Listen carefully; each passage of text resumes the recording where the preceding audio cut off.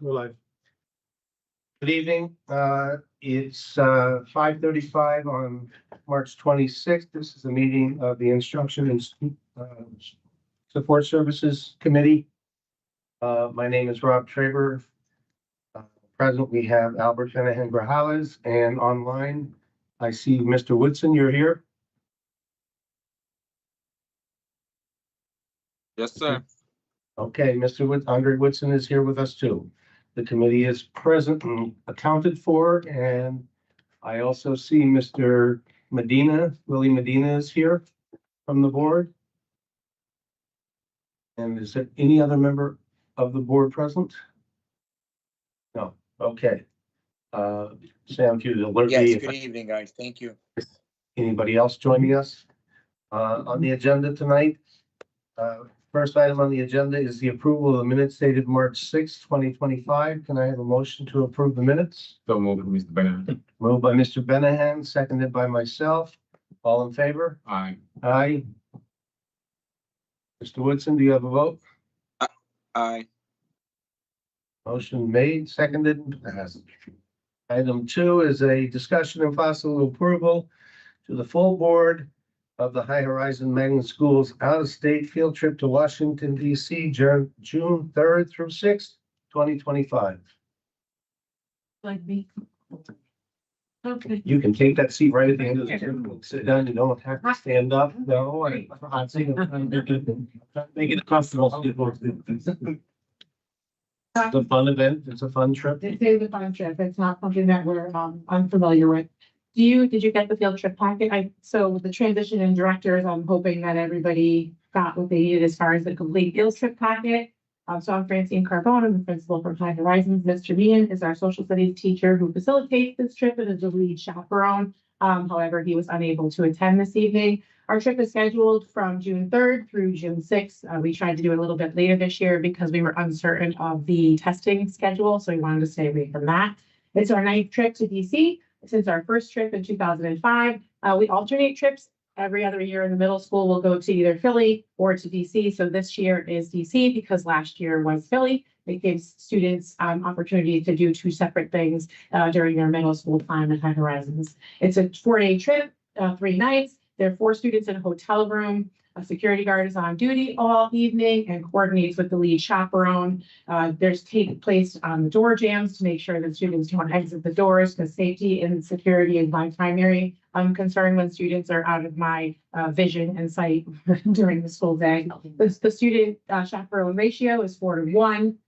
They visit a ton of different places in DC. They go to the U.S. Capitol, Arlington National Cemetery, the African American Museum of History and Culture, the Holocaust Museum, Fort McHenry, and a lot of the Smithsonian museums, whichever ones they can organize each year. They tour the monuments at dusk, which is really fun. If anybody hasn't done that, I suggest it. They dress up and go to a dinner theater. And on their final night, they stop at the Golden Corral on the way home. I like that trip. We tried to schedule it so that it ended on a Friday because the teachers that do go are blown out when they get back. So they didn't want to have to come to work the next day. So the trip ends on a Friday. All meals except for the first lunch are included in the cost of the trip, and no student is ever left alone. In addition to the field trip packet that's required for the district, we have a separate packet that we give out to families that gives us specific information about children. If there's any, I know it sounds silly, but bedtime routines or medications or things that would be necessary to know if they're away from home and we're feeling a little homesick or have anxiety. So. You have made for another person? You're like a good vacation. Absolutely, it was extra chaperone, yes. Mr. Woodson, any questions? Nope, not here. Mr. Medina? None here. Thank you for your report and have a great time. Looking forward to seeing pictures and a report about everything they learned. Okay, sounds How many kids do you normally get? It depends, but right now I think we're up to 86, I think it is. Yeah. Here, yeah. And everything is up, well, the protocol and the policy about, everything, parents, insurance, safety, Yeah, everything you said and everything. absolutely. And the I know you're biggest, good at that. I the mean, most expensive, the best insurance that I give them is that if there's a problem, I am on a train going there to bring them back. So they know that if they're not there with them, I will come and get them, whether it's for a good reason or not. I have a question, maybe I'm gonna ask a question for the other ones. Just because this is coming because it's happened. Everybody know what's going on about immigration. Yeah. Right. I'm worried about, ask you this question, what are you gonna do if something and they see you guys in a hotel and come show up? Immigration show up, I show up, because it really happened in other schools and other see. They show up and stuff like that. I'm just curious, what is your plan is something like that? That's a great question. I mean, obviously, we have to communicate with the families right away, keep Okay. everybody informed, keep me informed, and obviously let the superintendent and the cabinet know what's going on. And do our best to intervene. We do have right cards that we've given to some of our students, so the students keep the right cards with them if they feel as though they're in jeopardy of being spoken to or questioned. We've also talked to the kids, if anybody approaches you that you don't know, obviously, don't answer any questions and get an adult that's close by. Awesome. Thank you, especially that. Thank you for everything you do. So you're amazing. We're very proud of Thank it. you, thank you. Questions, teacher? Any other questions? I'll take motion to approve. Albert, you want to make one? Okay, and I'll make the motion to approve to the full board, the High Horizon Magnet School trip, out-of-state field trip to Washington DC, June 3rd through 6th, 2025. Second me, A second. all in favor? Aye. Aye. Mr. Woodson? Aye. Motion made, seconded and passed. Okay, thank you very much. You, Very good, great. Thanks. see you Monday on this. Next would be Discovery President. Hi, thank you for having us. Get the BC, we'll let them here. Yes, I told you to stand behind. Let's go BC. My name is Alicia Matson. I'm a science teacher at Discovery Magnet. We have been attending, now it's called Outdoor Classroom, formerly known as Nature's Classroom. Been attending this experience for over 15 years at Discovery, my 10th year attending. It's a multi-day educational trip focused on science, teamwork, nature, and just personal growth. It combines environmental education, adventure, and group activities. We are attending May 14th to the 16th to the Lakeside campus, which is new for us this year, which is super exciting. It's in Lakeside, Connecticut. We Transport has confirmed our reservation to take us there and back. The trip costs $331 per student. Fundraising that we have done throughout the year has brought the cost to $260 per student, which is fantastic. Girls and boys are in separate cabins, 2 cabins for the girls, 2 cabins for the boys, 14 beds in a cabin, 7 bunks in a room. Each cabin has private bathing, showering, bathroom facilities. Adult chaperones will have a private room within the cabin, so their immediate supervision is right there. 2 female teachers are attending, and female fathers of boys that are attending the trip will be going. All meals included. Safety measures are in place, including trained staff and emergency procedures. That's included in the safety plan submitted to the board. Full-time on-site medic that handles all administration of care medications, paperwork, the emergency plan. We also have a separate family packet that goes home that Francine said for her trip. We do that as well. It has all of their medications, when they take them, if the kids can even have ibuprofen, Tylenol, anything like that is pre-signed. All the medications are individually bagged, named on them, and they're given immediately to the medic. We have those medications during the day when the kids are in field group with us during hikes. So the medication is always with them. They do medication in the morning before breakfast and then right before bed with the untrained medic. So that's not it. Yeah. Any questions? Nothing, I just, this has been something we've done, like, Mr. Romantic said, for 15 years, and she's led it for 10, so, I'm happy to, just co-sign it and see how awesome it is. Obviously, it's, my first year at Discovery, but this is something that's been historically a really successful event, so we're really excited to see it happen. I will ask you the same question as Mr. Bora about immigration, you guys. Yeah, I mean, following what she said as well, and I'll get more instructions from Mr. Ramos. We're on private property, so it's not the hotel, they're not coming in, so we're in private cabins. But I will see to Mr. Ramos that I get. Let me know if this war changes so bad. Yeah, I go rent car for your kids too. okay, yeah, 100%, they do. Because they feel more comfortable having that. Yeah, I love that idea. Other question, and then you can, no, ask me, Mr. Warner, about health issue. Sometimes this hotel, you have to be careful. You have to be checked and everything's clean, sanitized, especially the bed. Right. Because I don't want the kid or parent, get infection, get something. Yeah. And I don't want that. So I want to be sure you guys. Yeah, and what's great about the outdoor program. Rooms are down to just a plastic mattress in an empty room, and we bring our own beds. So it's very clean, we bring our own toiletries, and it's done by a private cleaning staff, so, yeah, And definitely. we can bring wipes, we have students, have wipes. Yeah, and I always bags and have. stuff like that ahead of huge time as bags. well, so. That's something that we can definitely make sure is happening. Just in case you got the, extra something you can adapt to really will provide you, to be sure you can be safety. Thank you. Mr. Woodson? No, I'm good, thanks. Mr. Medina? No, once again, looking forward to seeing pictures and hearing the details of their experience and everything. I just have, besides, because I stepped out of my office for a second. How many total students are heading to this? 35 students, 7 adults. 35. Thank you very much. Have a great trip. Thanks.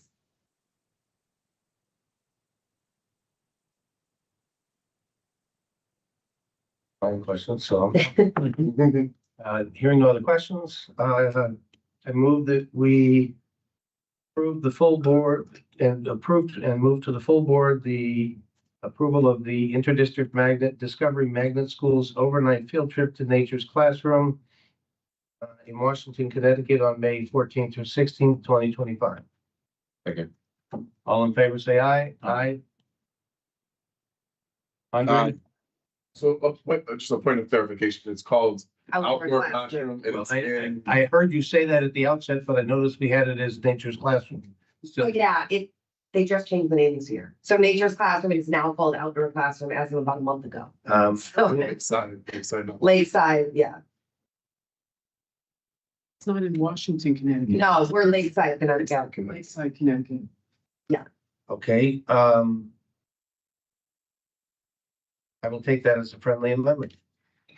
And I will change my motion.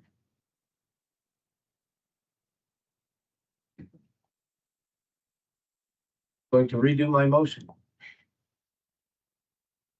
Mr. Woodson, Mr. Benahan, you will accept my withdrawal of that motion? Yeah. Mr. Woodson, you accept my withdrawal of that motion? Yes, sir. Thank you. And I'm going to change that motion, make a friendly amendment to that motion to change it to say, let me see, what's it called now? Outdoor Classroom in Lakeside, Connecticut.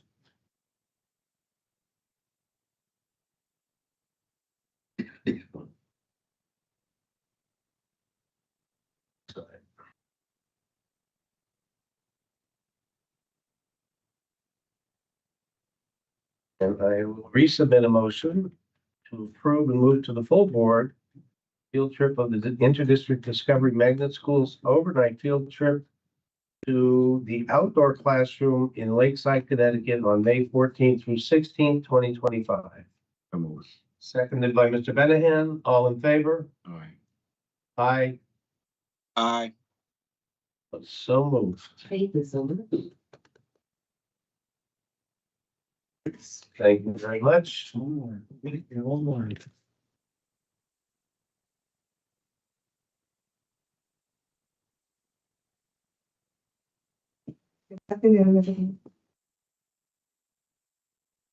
right, so bringing forth the Discovery Magnet School DC trip. That's going to be taking place May 14th through the 16th of this year. This is probably our 8th trip to DC. This time it's going to be just the 8th graders. We're going to be leaving Wednesday morning, early morning, and we'll be going straight into our tours, Holocaust Museum, African American Museum.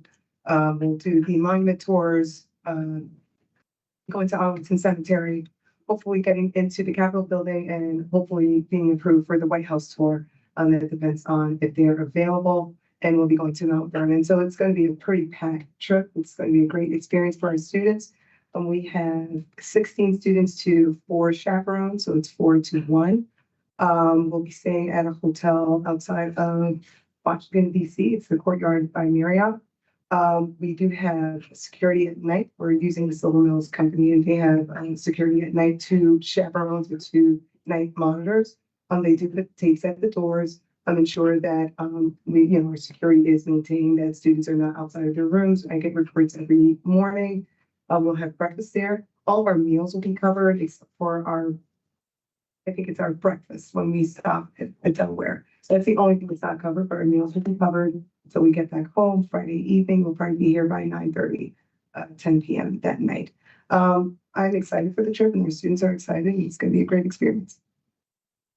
As far as our health plan, our health plan, we normally just take all the information. We have a separate, in addition to our district packet, we do have a separate packet that we keep tabs of all the students, the medication, how much of their dosage, and ensure that parents do turn in the medication right before we leave. And so we do a bag check for medication, keep it together with ourselves, with our backpacks, to ensure that students are well taken care of. And students that do have like a serious medical condition, we are very well aware. We do have a couple of parents that are going to be with us on the trip. I am certified, not certified, but we have been trained with the EpiPen, and we get that training every year. So we're very well versed with how to administer the EpiPen and how to, make sure that we alert any medics or any of our health staff if there are any emergencies. We will definitely be keeping tabs with our administration. If there's any communication, keep our parents squares and Know that the immigration question is coming. So, I think one good thing about the ratio that we have on this trip is that, there will be some really intense adult supervision, right? It's almost 2-to-1 student to adult. So just that in and of itself, I think is going to help in terms of any negative interactions that might come up with people trying to approach our students or adults that they don't know, having a conversation with them. I could definitely have a meeting with all the chaperones ahead of it, just to kind of go over, what our response will be if anybody approaches with that type of conversation. But we want to make sure that our students are prepared, our adults are prepared, but I think the close ratio of students to adults is going to make a big difference in avoiding any issues along those lines. And I think even having lanyards for our students, just to make sure they're identified, and even with the red card, I think that would be great, just to make sure they know they're part of the group. They would not be separated. Other question, was it? The other question you asked, but about cleanliness in the hotel? No. We need the wipes for that for them.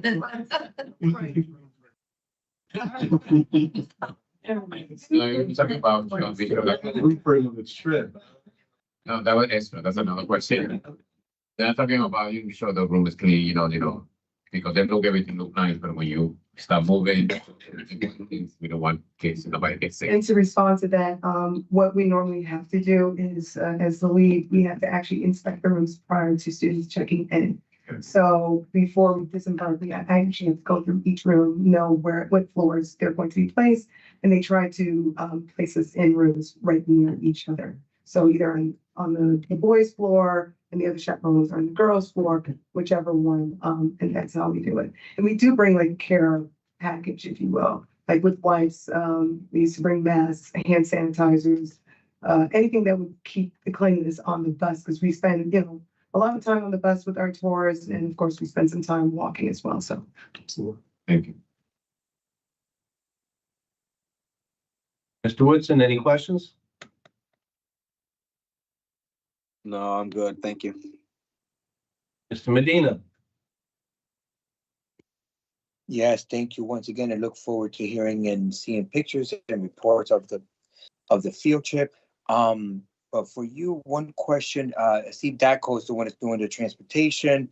What transportation are they providing? Only to and from, or within the trip, they'll be transporting you to different locations? They transferred us to different locations, so they stay with us throughout the trip. Mm. So the only time that they would take a break is like when we actually go to the hotel. Okay, thank you. Look forward to hearing more later. Any other questions? Hearing none, let me just make sure we have it right. I don't have to mention. No, I think we have everything okay. This is an overnight field trip to Washington DC, May 14th through 16th. So I have a motion to approve and send to the full board the Interdistrict Magnet Schools overnight field trip to Washington DC, May 14th through 16th, 2025. Moved by Mr. Benahan. I'll second that. All in favor? Aye. Mr. Woodson? Aye. Motion made, seconded, and passed. Thank you so much. Thank you. Used from the hot seat. It's actually the glaring seat. Right. I noticed spot, I got the sunset seat. Thank you so much.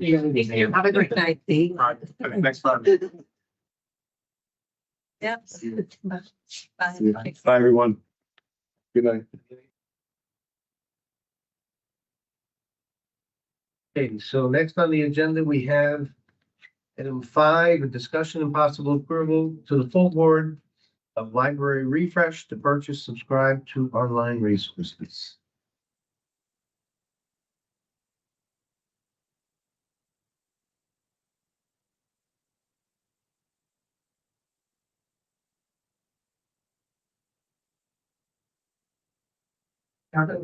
Yeah.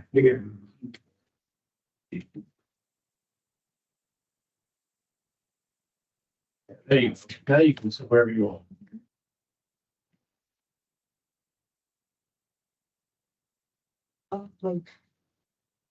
And just to give a little bit of, like, I know both of you have been working on these, refresh projects for several years, and you've been spearheading this. We're going to go through at least 3 major purchases For this for round. this round, and there'll be a few more that'll be coming in front of this committee. So this is sort of like the first of many rounds to come, Mhm. right? Okay, so please go ahead. So my name is Lisa Vaje. I'm librarian at Park City Magnet, and here with me, Teresa Welch, who is with IT. Go ahead, you know. And so we have been a team from the very beginning when we first were awarded this federal grant. The monies for these purchases have already been allocated. It is a federal grant, so there's no additional monies that have to be pulled from anywhere in regards to like budgeting. Right now, what I have is, this is phase 2 of the library refresh, which is getting additional resources, electronic resources for the high schools, for special needs students, ensuring that we have equitable access to digital resources so that our students can access these from home, on their personal devices or their school devices, and of course, when they're in the building on their district devices. So the first one that I have is for Bookalicious, and these purchases, we've broken down, the total is $170,000. And so we have it set up so that the breakdown per school is Central High School, Bassick High School, Harding, Fairchild Wheeler, Aquaculture, Bridgeport Military Academy, the Bridgeport Learning Center, and Bridgeport Residential Center.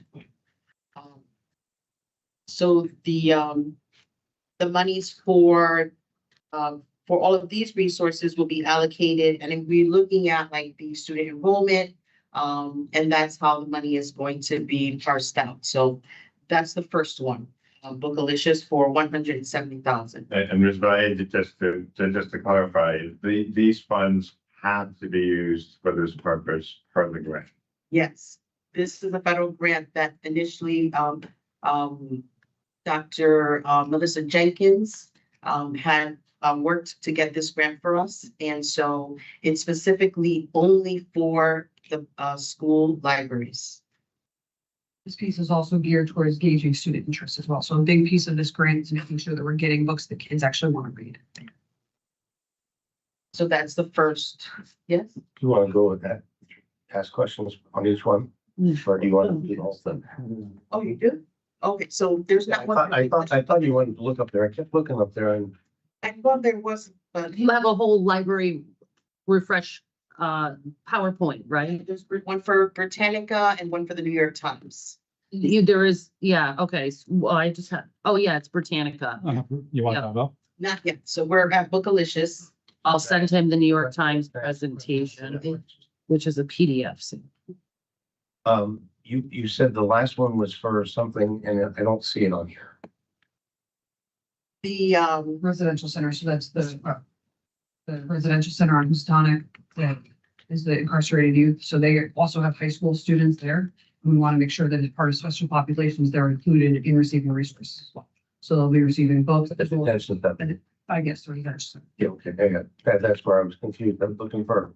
So there's, but I don't see it on here. right, that would be added on to here. The 170 not gonna change. But that will be added. And these are hard copies, These are books in print, yes, all of them. yes.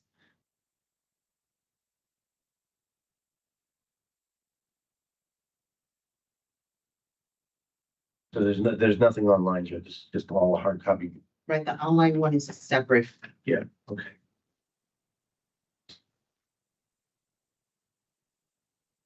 Great. That's all I want to know. Thank you. So then this, you can put up Britannica.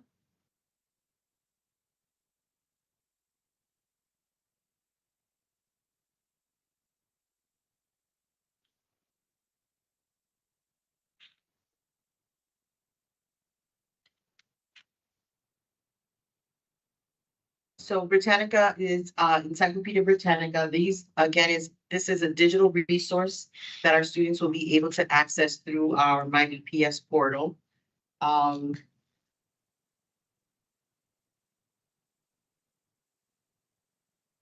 Their collection is very diverse. There's a bit there about the company history, relevant articles.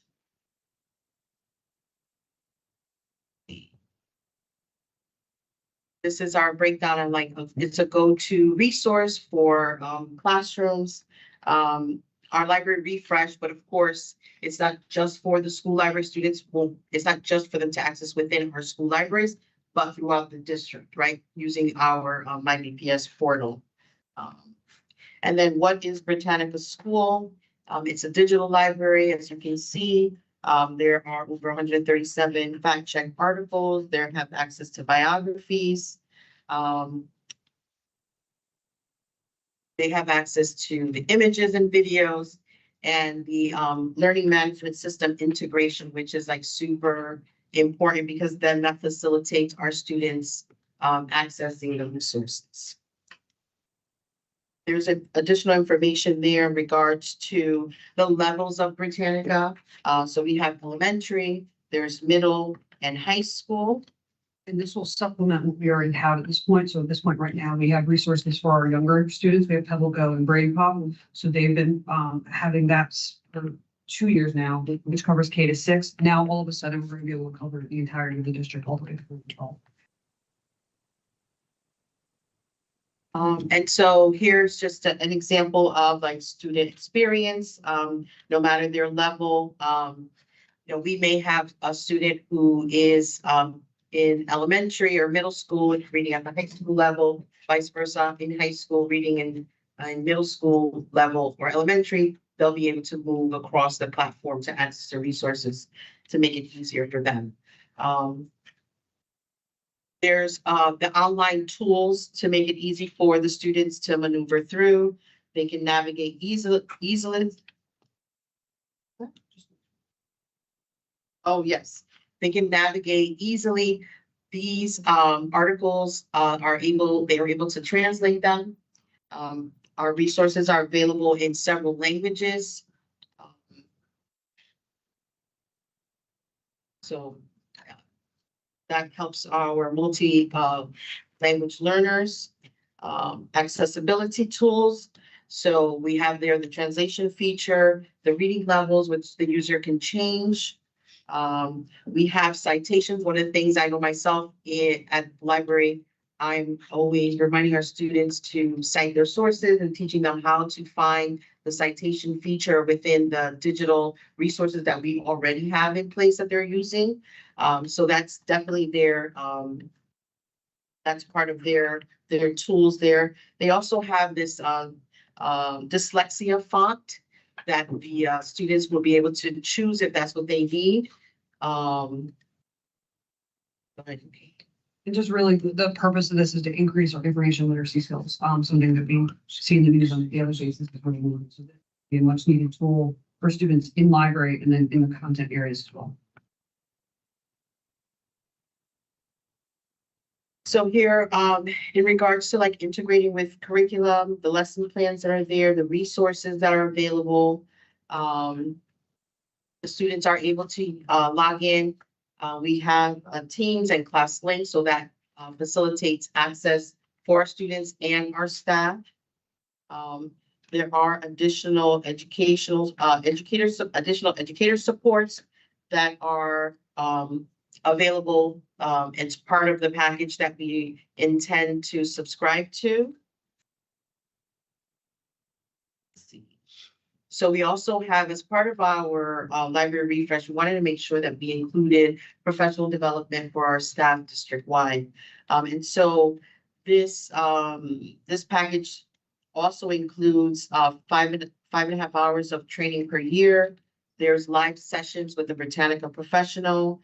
There's a learning coordinator. So for example, the beginning of the school year, when we have staff coming in the few days before our students begin, whomever is arranging that PD can check in with our vendor for Britannica and several of our other resources and schedule professional development district-wide, not just for the librarians, but for everyone who would like to be able to use these resources and learn how to, integrate them in what they're doing in their classrooms. So that's pretty much it for Britannica. What we have for Britannica, the cost for that subscription is, and including the professional development, is $175,750.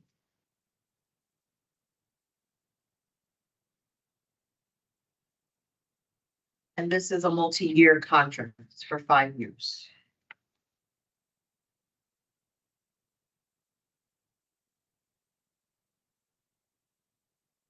Any questions?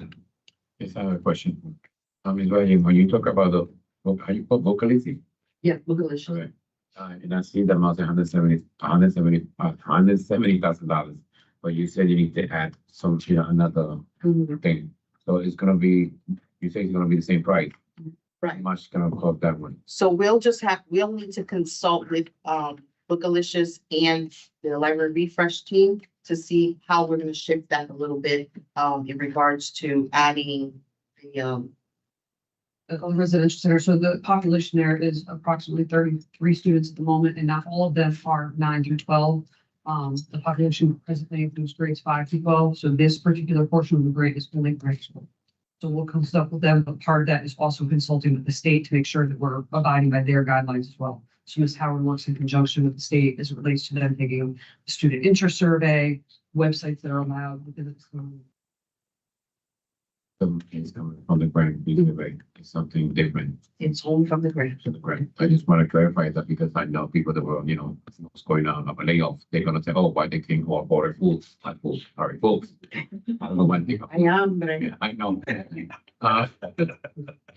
Because, and, I don't want to think that you are losing the money when you support, hire people, but I'm gonna clarify to be for the record, that money is for the grant. I don't want, because I know Yeah. that that's what you know. All the purchases tonight from the federally funded library refresh grant. None of this money is coming from Bridgeport Public Schools.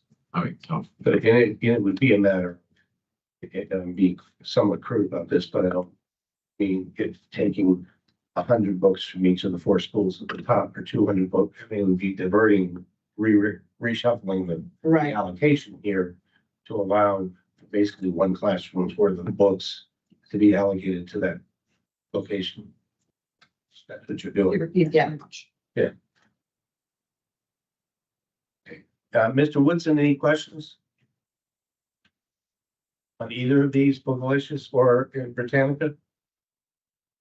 No, not at this time. Mr. Medina? No, thank you. Ms. Casimir, welcome to the show.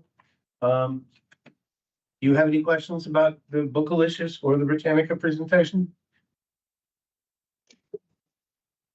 No, just a comment that, the school librarians that I talked to, the schools that do have librarians, they co-sign Bookalicious. That's all. Great. And I only comment that I watched this and I think if you're old enough, you remember the days when door-to-door salesmen sold vacuum cleaners or encyclopedias. And I remember when I got my first desktop, the first thing I was amazed at was going through the computer version of an encyclopedia and being amazed because you had videos and things and you could really spend hours going through it and looking. And now I see this and it's even more amazing, what you can do. So it's very exciting to see the kids have access to all this stuff. So it's great. One more. Yep.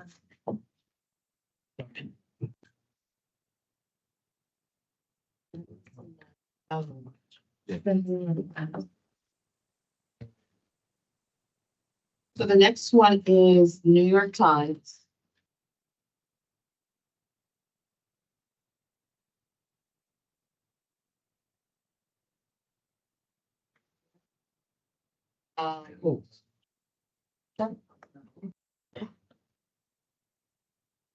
Okay.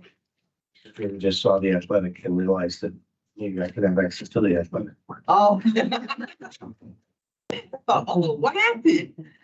Right, so the next one that we have up the additional resource is the New York Times. Part of our library refresh is that we are to have digital access to newspapers. So I'm still working on others, but right now we are presenting for the New York Times. Our students ages 13 and up will have access to this resource. The subscription total is $25,989.60. And again, this is for 5-year subscription access.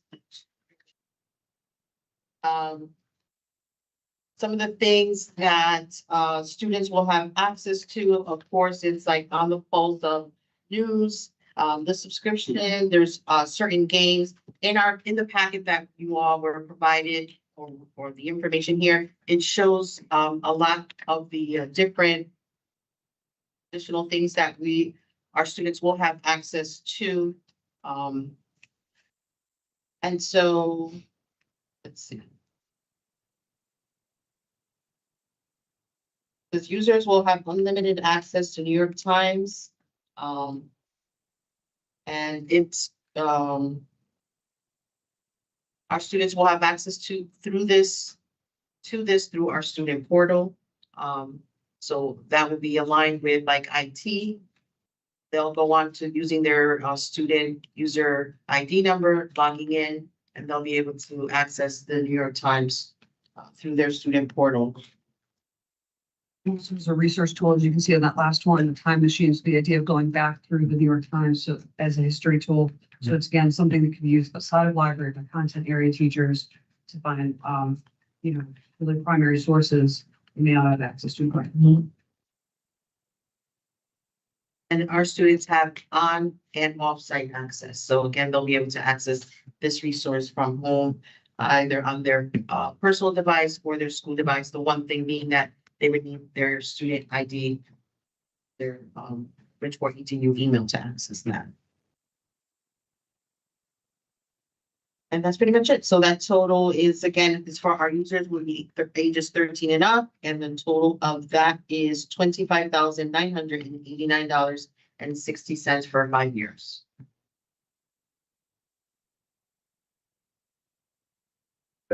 Yes. So the student will have access only for this, this, like about New York Times News or whatever they have. They're not gonna have access for something else because when you say New York, I was thinking, they're not gonna search another thing. They're gonna be searching exactly, they're gonna let you. Just the newspaper, the articles in the newspaper, that's it. Sitting out the technology. Yeah, well, that, Oh. Wait until it's sorry. well, I was just gonna say that, my BPS, that student portal or the staff portal, right, that's not the management system. So as long as it's contained within there, that's the resource that the students can access. And so unless of course, everybody has access to whatever else they have access to, but in regards to this is specifically the New York Times newspaper. Yeah. But the New York Times is one of the local newspapers. Right. And so they're gonna have access to whatever the New York Times is covering. Right. in the world. 13 plus as well. Yeah, hers would be book witness. So it's whatever they're covering in the world, and it's not gonna always be pretty things. Yeah. Um, It's news. Mhm. All the news is fit to print.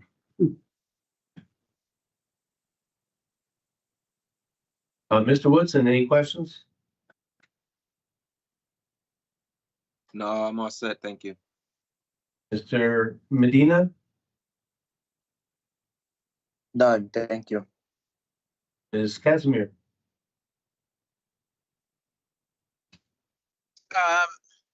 Yeah, I think the New York Times is a good resource because it, especially those students that are good readers and it has very dense reading in it. But I kind of am thinking about the same thing that Mr. Traber just said about, other articles, but, it is what it is. They either have all access or nothing at all. So that's it. Thank you. but that rule in my head that's been in my head since I was younger, much younger, is most newspapers are written in a fourth grade reading level. And they're not written in complicated writing, and there will be some parts that are hard to read. They're dense, they're long articles. They're not meant to be short synopses of stories. They're meant to have some in-depth writing on certain stories. But the reading should not be overly complicated. It's just going to cover, as we just discussed, Ms. Casimir, you point out too, that some of the topics will be topics that will be difficult to digest. From a point of view of, it's not always pleasant news. But it's world news. It's not about a shooting on the, in Newsport. It's about, things going on in the world.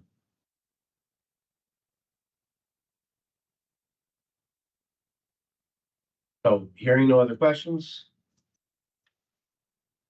I'll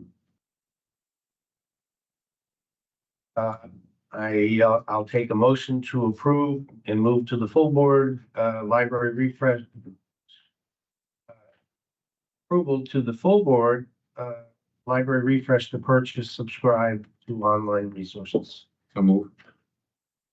Moved by Mr. Benahan, seconded by myself. All in favor, say aye. All right. Aye. Mr. Woodson? Aye. Motion made, seconded, and passed. Thank you. Before you leave, man, Yes. because the technology went so far that kids, they don't read books. They don't want to go to the library. And I remember all of us, when we were just young, everything's in library. Everything was library now because the technology, forget, people don't want to read books. But I want to thank you because you never give up. You always like to, read books, stuff like that. And I really appreciate that you're trying hard. The little one that can understand what's mean more book is more important than technology. Thank you for that. And I can tell you for myself in working with students, like our special needs students, technology has helped them in the bit in regards to being able to read and having like that exposure to literature and literacy. For example, like my students who use iPhones and who are not able to spell a word. They have difficulty. So we were looking up poetry and poems. So I wrote it on the Promethean board so they can copy for those that could. But those that still can't even recognize the letters, then I taught them how to touch the microphone on their iPad. And then I had them say poetry. So they're saying poetry, and it came up, and I'm like, there's a book about poems. So teaching them that feature, then now on their own, I have one who loves cars. So he said, Ms. Vaje, I want a book cars. I said, okay. So press the microphone, cars. Didn't work. Listen to me, cars. And a car came up. It's like, so it's like using that technology, he was able to find the book that he wanted. We had a little speech therapy going on there, like how to pronounce, right? So all these different features. So I love my book, paper and handbooks in print. But technology and our integration and like our district's hustle, making sure that our students have devices really is making a great impact on our students, our special needs students, and maybe even those of us who might be a little lazy and just want to hit the button and let it read to us. That's okay. We're still reading and we're still exposed to good books. So I appreciate your words. Thank you. You're welcome. Thank you. I appreciate that. Thank you. Thank you. Thank you. Thanks.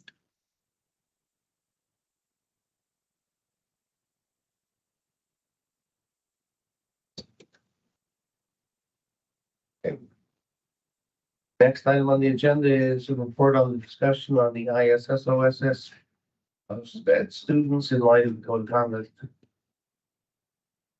And I guess I would report and well, sort of chime in here. A very constructive discussion, albeit I was a bit late because I had it in the wrong time. But Mr. Grajales and Mr. Resto and members of the administration met on time and began the dialogue. But about what we began at last meeting, which is the disproportionate number of suspensions of special ed students, whether it's in school or out of school, and why that was occurring. And we discussed steps we can take now and steps that we should take at the beginning of the next school year to try and reduce that number. So do you want to report on what those steps are that we want to take? Yes, and thank you very much, Mr. Chairman. I completely agree. I think we did have a great conversation, and I think having Dr. Vega who spearhead our job in updating our code of conduct, having our chief of special education, Michelle, helping us in terms of understanding the special education regulations behind suspensions and expulsions. And I think that's where this started. But then us having an opportunity to dive in and just kind of talk through it also gave us some ideas, suggestions, some of the things that we can do now and some of the things that we can do. So I thought that was a very good conversation. And I'll give it to so if you guys want to expand a little bit on that. Absolutely, I agree. It was a very productive meeting. We began by discussing the student handbook and the code of conduct and talking about, even though special education is listed in there, highlighting in one area, all of the comments and suggestions that are there in the handbook so that it's easy and accessible for parents who and guardians of students with special education needs. We also talked about adding housing insecurity as a consideration in determination of ISS and OSS, especially when we have OSS as a consideration because it may leave our students with housing insecurities without a place to be. So that is something that we talked about not being highlighted currently and will be adding. We also discussed about parent and guardian education. And being able to provide assistance on special education suspensions as well as the appeal process that is in place in the district.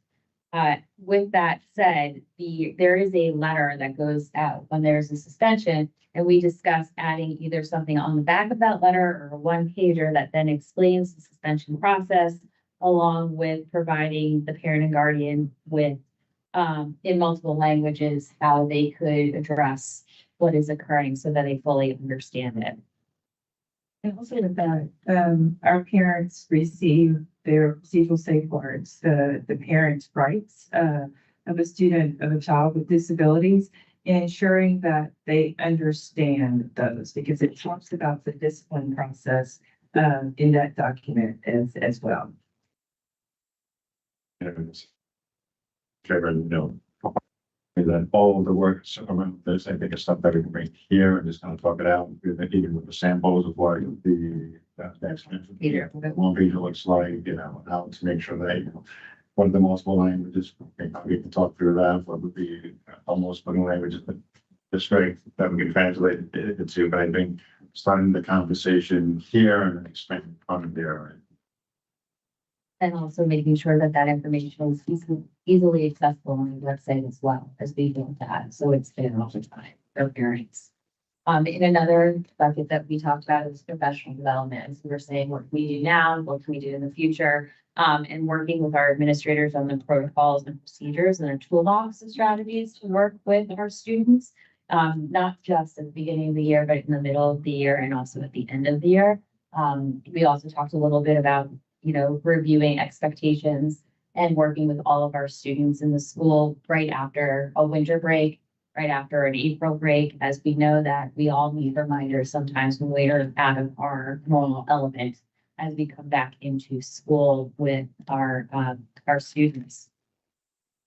We also talk about reentry meetings from ISS and OSS and meetings that can be bringing people together, whether it be student to student mediation, or if we need to talk with the teacher. We talked about, making sure that the teachers know the students are coming back, so that when the student does come back from ISS or OSS, we're prepared. And we are all understanding what the infraction was and how we're going to be in the classroom, and that there's also an understanding of the teacher receiving the student of what has occurred.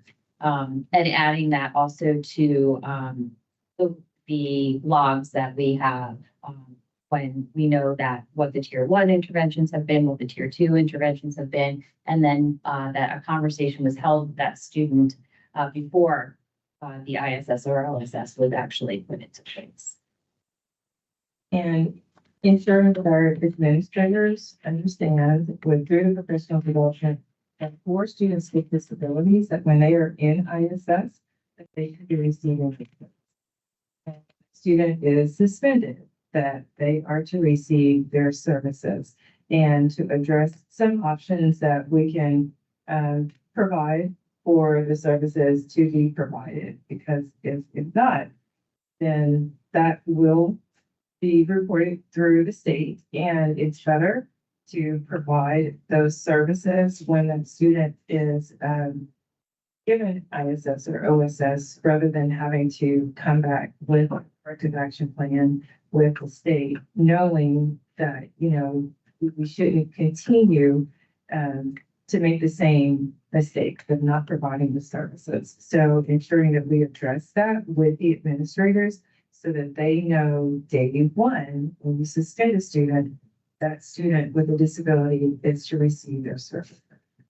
And in addition to that, we talked about making sure that we know that the students in ISS are also being seen by our mental health staff, so a school counselor or a social worker stops into the room to talk with the student as well throughout the day, as well as their teachers stopping in to see them, whether that be a special education teacher or a regular teacher.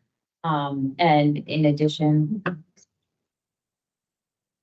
I'd like to add in one thing to tend on what they're saying for our general ed teachers.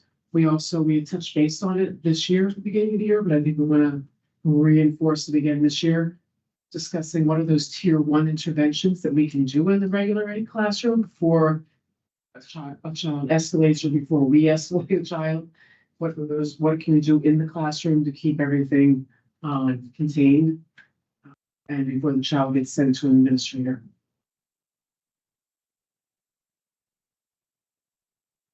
Any questions? Another question, I know where we have the Does that meeting. sound right? Sound right? I'm okay with that, you know, I know Mr. Rizzo, he's listening, he's watching the thing because he has surgery today, that's why he can't come. But the day we have a meeting, everything was very clear, you know, so we've been same page. As I said in the last meeting, we don't want, I want the parents to understand what's the policy protocol, right, you know, kids to.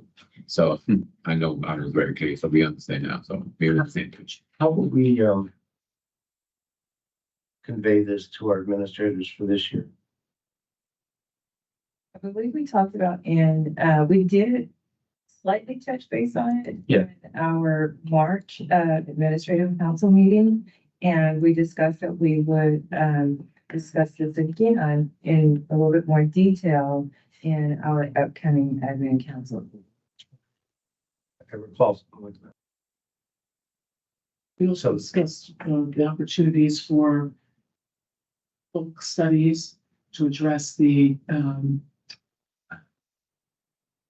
Disproportionality. disproportionality between our African American students and I was gonna get to that in a second. And But so trying to implement some of these changes this spring, while recognizing that we want to sort of think about how we implement more systemic change in the fall, is really what we want to see what works, see what we can do this spring to reduce these numbers with the sped students. And then think about what's gonna be systemically applied in the fall to have a better year the next year. Because we're well into the year at this point. one of the things that, you know, since our last committee meeting, I shared the presentation that Dr. Saki shared that during our last meeting with the district supervisors of specialized instruction, and we highlighted the campuses that they are specifically assigned to, that we need to have some of those deep dive conversations with administrators, like who are these students? Mhm. Because that's one of the things we're working on indicator 4, which is state performance plan that addresses ISS, OSS, and expulsion. And that's from the 21-22, knowing that new data is coming out in July and wanting to get ahead of that, identifying who are these students. You know, there were 40 special education students that were assigned ISS. Who are those students, and already tracking, did they receive their services? So kind of bringing that conversation to the light with the whole team. So with even supervisors, as they are going out to campuses, that they are addressing this with administrators. There's work that we're doing now, and then, you know, we're looking at our PA count for August, for some of the things that we. Absolutely, there's analytic work that needs to be done. We're also reminding our principals the same thing, that when students, you know, with special needs are in ISS and OSS, that they have a plan in place, whether it's logging and making sure that they are documenting the service hours that are being provided to the students. And also just looking at, you know, one of the things that, the document of when a student is assigned discipline that's out by the state, that we're sharing that with administrators, because there are choices, and like, you know, Dr. Potter discussed, is looking at tiered interventions. You know, our first intervention does not have to be ISS. So, you know, let's look at other options, especially for our students with disabilities that we know have an emotional disturbance or behavior challenges or a behavior intervention plan.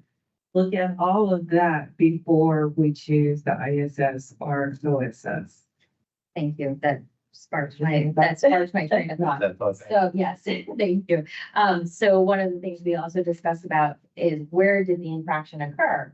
And that, does it have to be in ISS for the whole day? If it's something that happened in the cafeteria or happened in the hallway or the art classroom, is that something that we are, you know, in ISS for our lunch, right? Or for our art class, but we are still attending our general education special education classes throughout the day, because that's not where the infraction happened. And then helping the student taking that real true teaching moment of why is it this that we're choosing as our learning moment, as our consequences, some of us call it, right?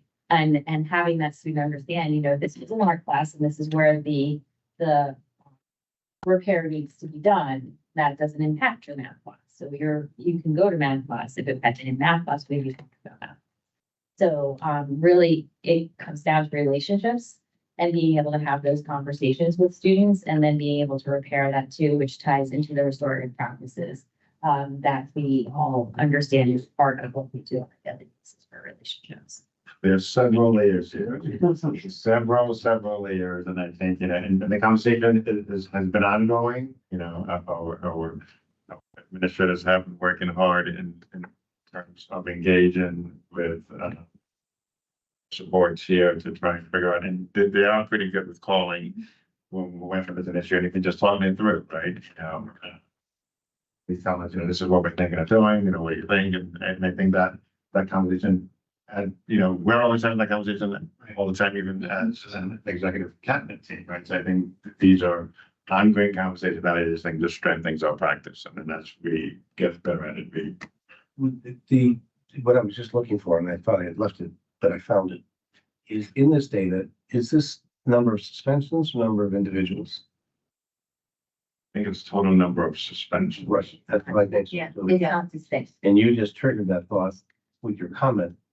And when I said, and that analyzing the data, as you go around those schools and have those discussions that you were just talking about, is it an individual being suspended multiple times or multiple individuals being suspended? And obviously that's an important point to figure out is as you have the more specific discussions in the specific locations, what's the problem? Obviously it's a few individuals being suspended a lot or a lot of individuals being suspended. Those are two different problems. And that is my really smooth segue over to the other discussion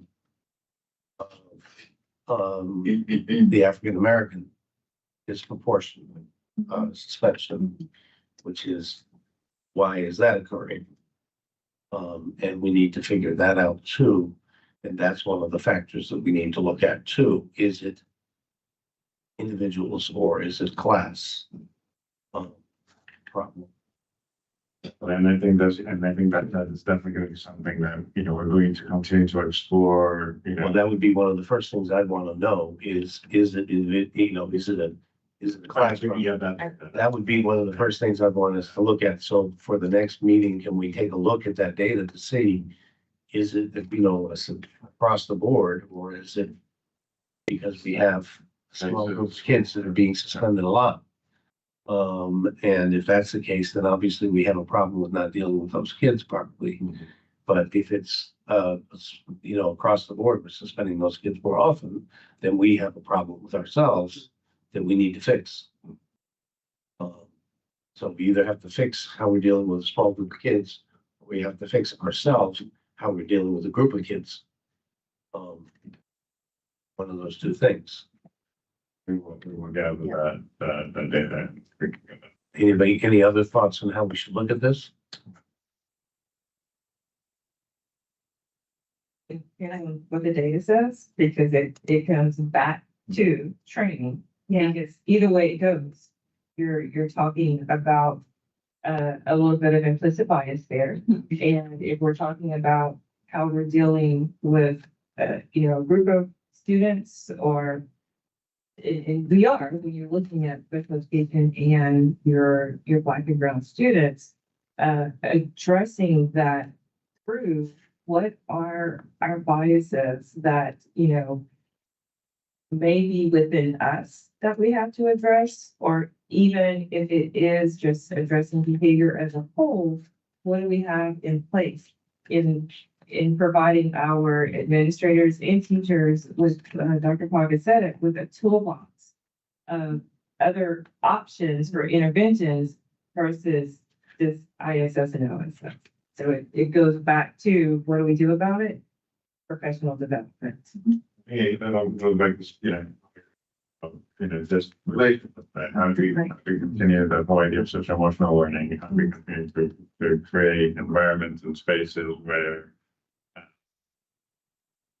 informed, we understand the students, we understand the needs are, and yes, Michelle's branding the data is going to direct a lot of where the efforts are put in professional development. I also think you asked how else can you look at it. I think looking at grade level is important too, the grade levels. To see what it looks like at each grade level where the suspensions are happening the most. And I also would like to look at it in the month. What months are we seeing higher spikes? Is there one month over another? And look at that over time. Well, I think that's true, but the data that you presented to us last time showed us a fairly clear, ninth grade. Yes, yes. And that was not surprising, and eighth and tenth on either side of ninth grade. Again, not surprising.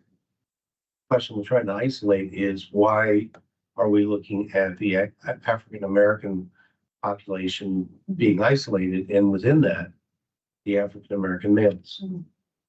And so that's really what we want to isolate, is why, are they being suspended at a higher or a disproportionate rate?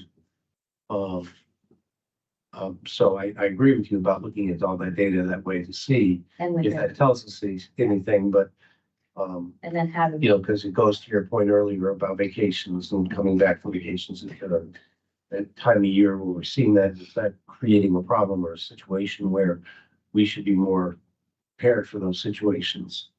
And I have a problem practice as well. Right. Many of my principals look at this data through the teacher lens as well. And are there teachers that need more support in dealing with student behavior?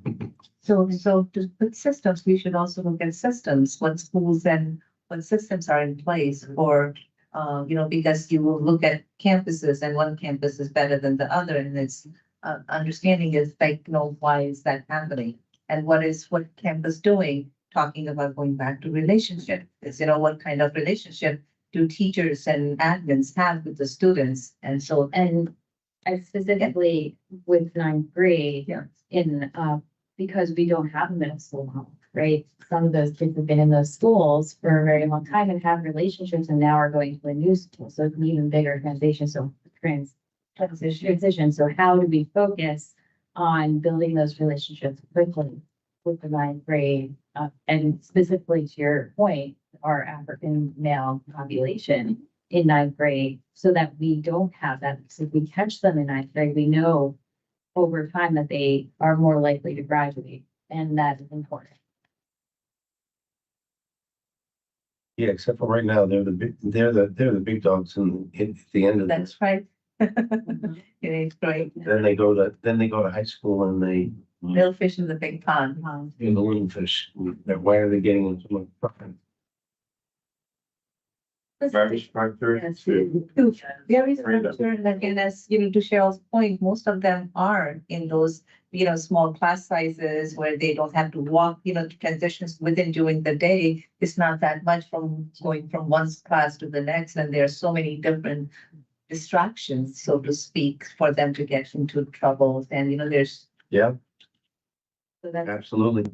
something that we've started talking about, even at our attendance task force. What can we do for ninth grade? How can we start even building those relationships now, early, with school counselors and things like that before they get to those campuses?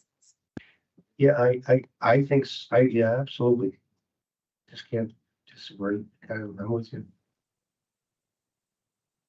I'm looking at the numbers and there's scary high. Obviously, we need to look at the overlap as to which are special ed and which aren't, but just the numbers in general are high and we need to focus on the.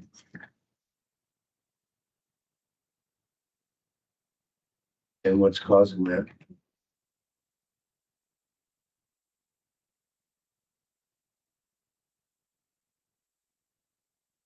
And it appears that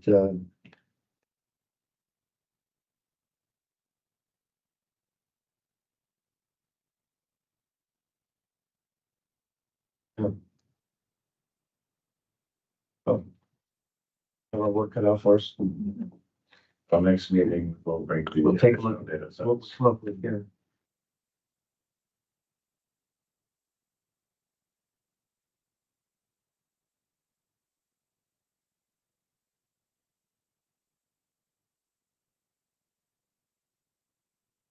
That would. Mr. Woodson, do you have any questions or comments on this one? Either the SPED or the African American male. Yes, I do. I'm just, I was just, listening to the whole conversation, and I was just hoping that there's like some type of mechanism that's that's there to observe the teachers and the principals too, because I know, sometimes there's some principals that could, maybe, or even teachers, that may be short, just a little quick when it comes to discipline the children, the kids. So, hopefully that there's like a teacher that's recommending the kids be suspended at a higher level, or a principal that's suspending kids at a higher level. Hopefully that we could, there's ways for us to identify that principal or teacher, and find out if there's problem with them, with the person. Because I know, a couple of years back you had a principal at Bassick who had a high level of suspensions, and I see this year you're returning them back to Bassick. So I'm hoping that that things, when things get back to when he gets back to the school, that things don't return back to a high rate of suspension like they were at that time. Just hopefully there's ways that we can monitor things like that so they don't get out of hand again. Thanks. Well, I think, Mr. Woodson, that's what we were just talking about, is taking a deep dive into the actual data by school and looking at the number of kids that are suspended, and see whether it's, a few individuals getting suspended a lot, or a lot of individuals being suspended by a few staff.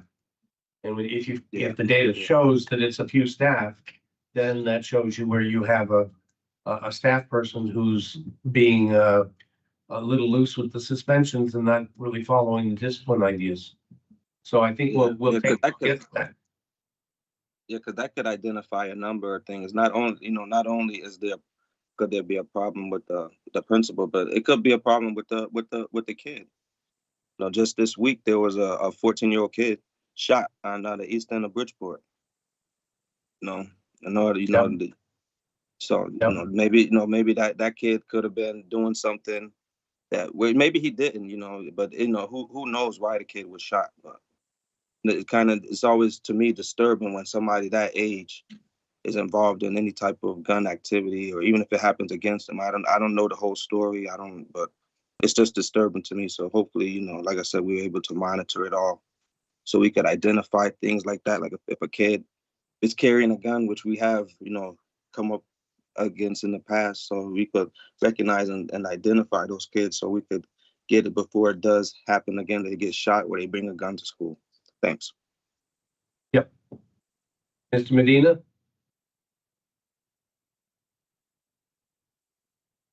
No, I have no questions at this moment. Thank you. Casimir? Yes, can you hear me? Ms. Casimir? Yes, can you hear me? Yes. Okay. Yes, ma'am. I'm sorry, can you hear me or no?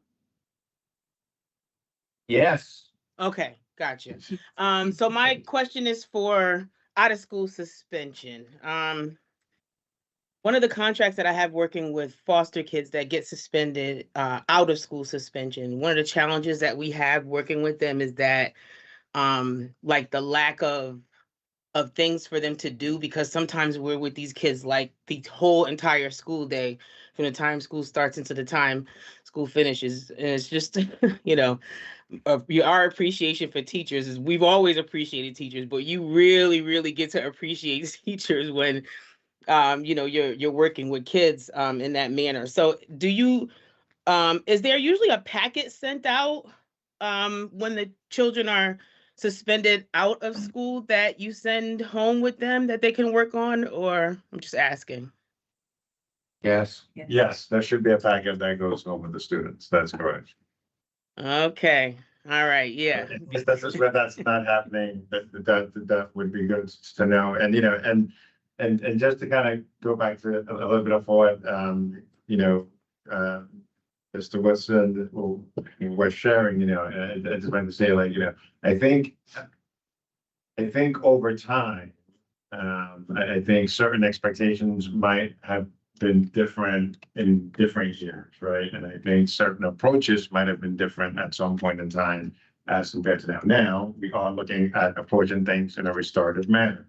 We are looking at a heavy push on social emotional learning, building relationships, on additional professional development for our teachers and our administrators. So, you know, I think, you know, the way things might have been handled at one point, will most likely look different as to how things are being handled now. You know, our numbers are still telling us something. That's why I think looking at those numbers over time will also be helpful to know, to see what kind of trends we're seeing, and are we seeing, are we seeing an increase to that specific places, but, you know, but I was trying to say that in all fairness, I don't know,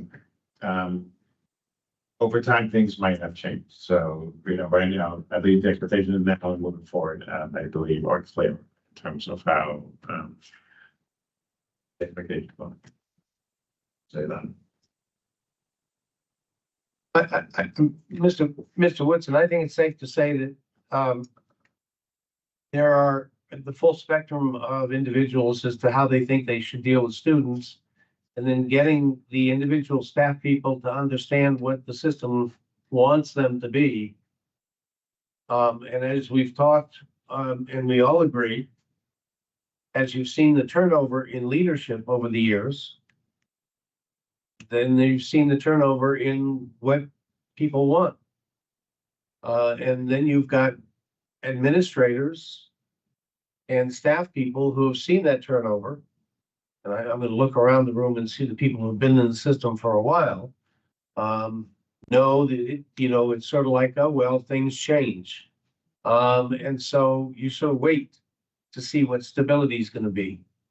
But meanwhile, you're dealing with kids. So what we're looking at here is we got a report that showed us that special ed kids, it was raised, and we looked at special ed kids were being disproportionately suspended.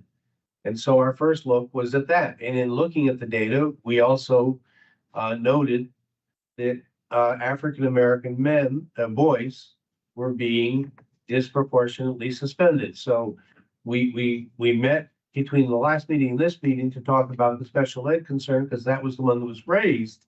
And the data showed us it was true. And we discussed ways to deal with that because they have IEPs. And so we discussed how we should be dealing with that and came up with some thoughts and ideas. And that's what we started this discussion with. But now we want to look more closely about the African-American boys and why are they being. And so we want to take a closer look at the data to show where that's happening. Why is that happening? And that's what the end of this discussion is about. So at the next meeting, next month, we will look more closely at what the deeper dive into that information shows us, and whether that is some individual administrators or teachers who are abusing or who are not following the discipline plan that we're currently trying to use in the district, or whether that's a systemic problem that we need to address with regard to our plan not being used correctly.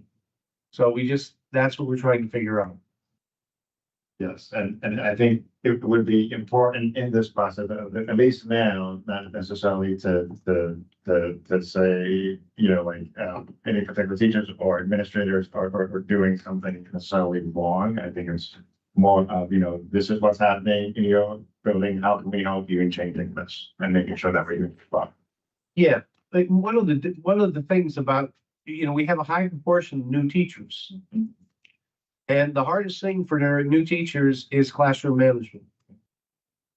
And that's just the challenge for them. And as you have pointed out, Mr. Woodson, and it's self-evident, Bridgeport has a high percentage of of non-white teachers. But that means we also still have a really high percentage of white teachers. And so them coming into Bridgeport, not understanding Bridgeport, that's a really challenging, professional development for them. And so controlling a group of kids is hard enough. Controlling a group of kids in an environment that you're not used to is even harder. So all other things considered, getting a teacher who grew up and understands Bridgeport is a real advantage. So anything we can do to attract and recruit teachers who understand the ways of the city is a plus for us. So we're all in agreement on that. And meanwhile, if we can provide them supports and trainings and get them to become Bridgeport teachers, the more people we can recruit to be teachers from Bridgeport, the better off we are. So we got to provide the teachers we got with the training and support they need so that they can be more confident in the classroom and better teachers. Okay. That being said, let's move to the last item of the agenda. Presentation and discussion of PAC PPSO year-to-date expenditure reports. Yeah, so it's just for clarification purposes, what Cheryl will be sharing is the actual budget breakdown for the PAC and PPSOs in terms of balance we have to leave the board down. And just to check to see if there are any clarifying questions based on that amount. I know that we're in March, so at this point, a certain percentage of the money should be spent. So our executive directors will also be following up any schools where the majority of the money has not been spent. Cheryl's presentation, she's going to let us know how many schools have put together a plan. I know schools, have put together that plan, and then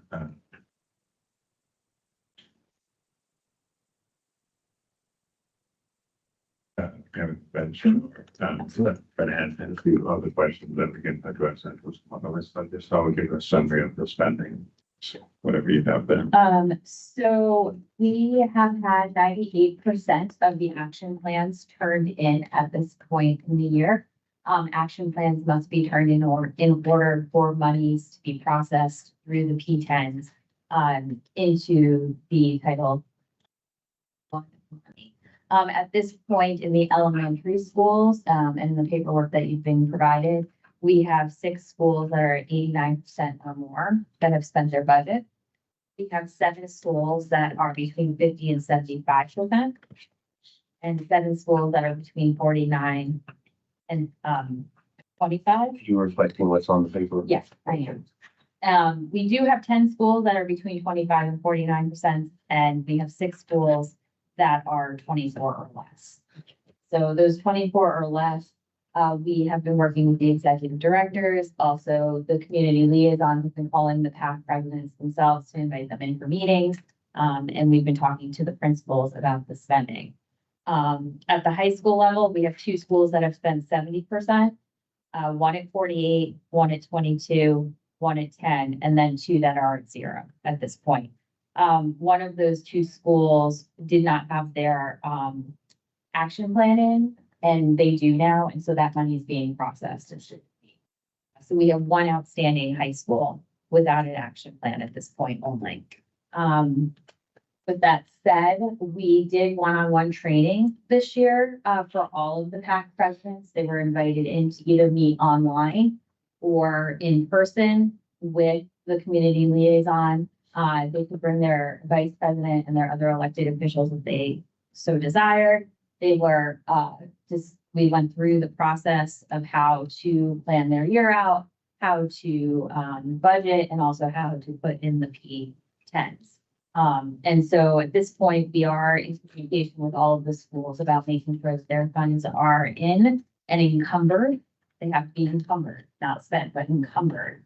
in the next 2 weeks. 1 week, It's about a week and a half, 1 week and a half. by April 2nd or 4th. I think it's the Okay. Okay, don't we have the conversation with Nestor? We said that all monies can be encumbered by. Because it was one of those years where everything started late, so we wanted to, get a little more extension for our building leaders. So April 21st. There's an extension this year. Gave the extension. Nestor, Oh, Nestor gives the extension. well, It used to be Marlene. Marlene used to give extensions. So I'm just trying to get some clarification. So there's the PAC money, and when the PAC money has to be spent, and then there's just sort of like our like the city. school level budget. So I think for the PAC funding, I think we're pretty much that to, our regular budget expenditures. Nestor has to make his report at a very specific time, so he just gave us, I believe, an additional week in terms of when monies have to be spent. Well, that would be 2.5 weeks. Right. 2 weeks, an additional 2 weeks. So they have to be spent, so. Well, okay, I'm only asking, this is new to me, so, Albert, this is happy to him, but this is new to me. I was active in the fact, but not this end of it. It like them, but, this is federal, I thought these were like federal guidelines for. Well, the city has deadlines when they have to get their purchase orders in to spend the funds, and those are determined in-house. Okay. So these are the in-house deadlines, and that was April 9th. Yeah. And we asked them, because of the timing and the state approving, like some of our grants, it was a delay in getting the approval process, and so we requested that they consider extending the internal deadline to give our principals time to spend the funds. And he said he would give us to April 21st. Okay. And that was only one time. Yeah. It's a one-time. Yeah, no, I understand. It hasn't changed, so that might have just gave us an extension. Okay. So we have a few more weeks to. And then we are in the process, we've had planning meetings for the PAC convention. If the date is not finalized yet, I'm waiting for that contract to come through so that we know. District actually, yes, that we have, the date settled. But the PAC presidents have been meeting and discussing the convention and, the topics that they would like covered, at that convention. And we'll be having flyers and things like that as soon as we have that final.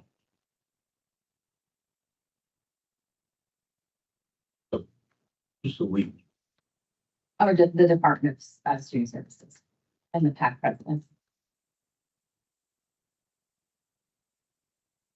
So the PAC presidents, it is their convention, so they are the ones that are making Who's from the Department of Student Services? myself and the community liaison.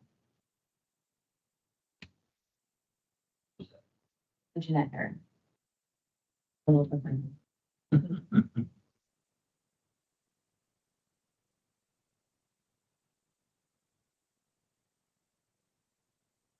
Not coming tonight. That's who I'm gonna liaison. I thought she was the liaison. That is okay. Okay.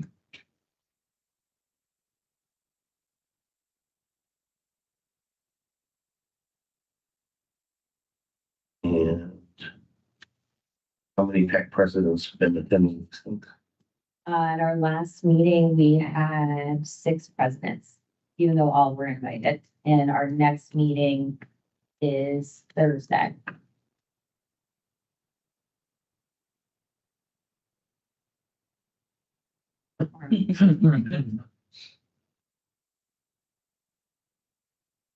And who are this? I mean, doesn't that give you, I mean, that gives me pause. You got 6 out of however many.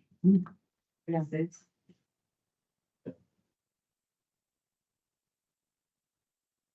And even if it's 6 this week, 6, 7, it's still less than 25% of the schools being represented.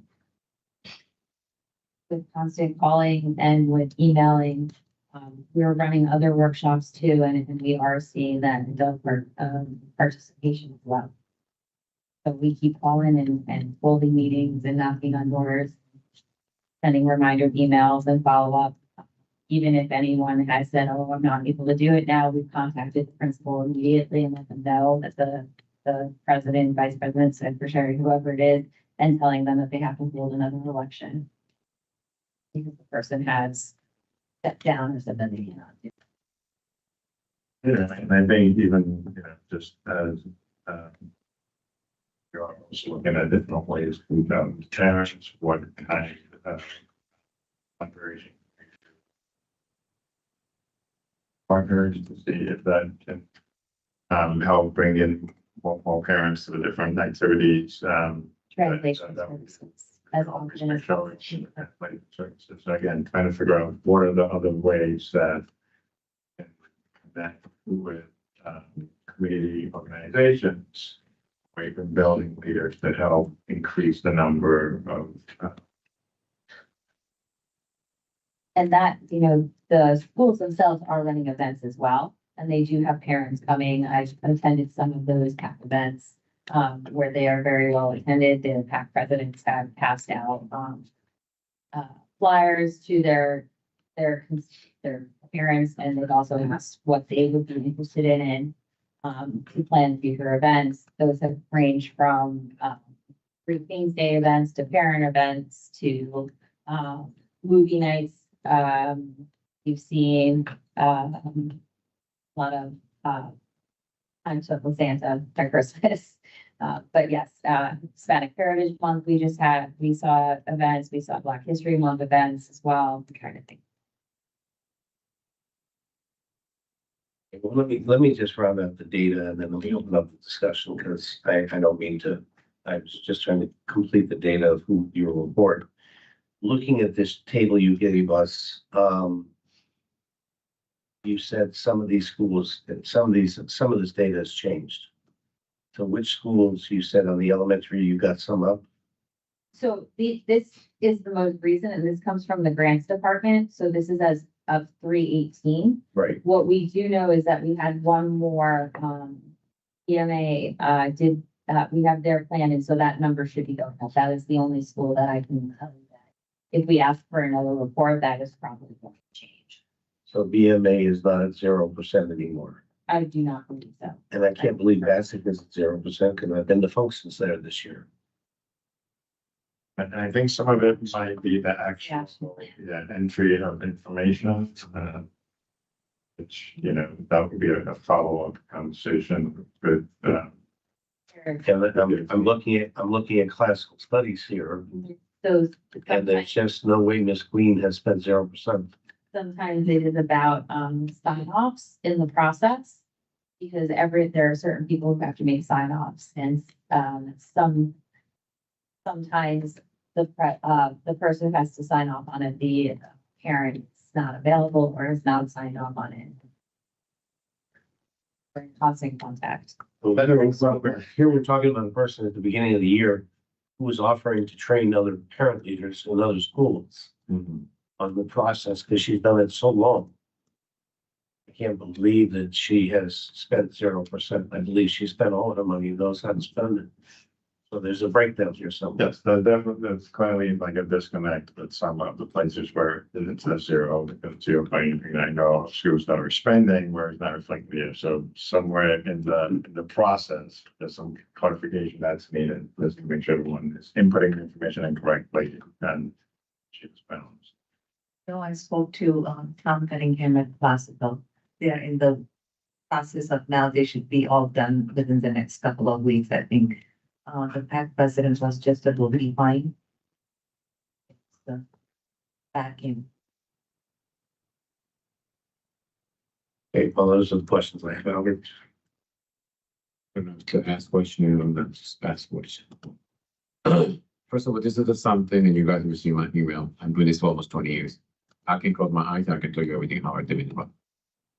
And I'm very surprised that, guys send information I'm surprised about everything. That's, like you said, Basic High School, they believe the this is gonna be the third event. Some school, when they do a lot of event and they look like a day is zero, they don't use the money.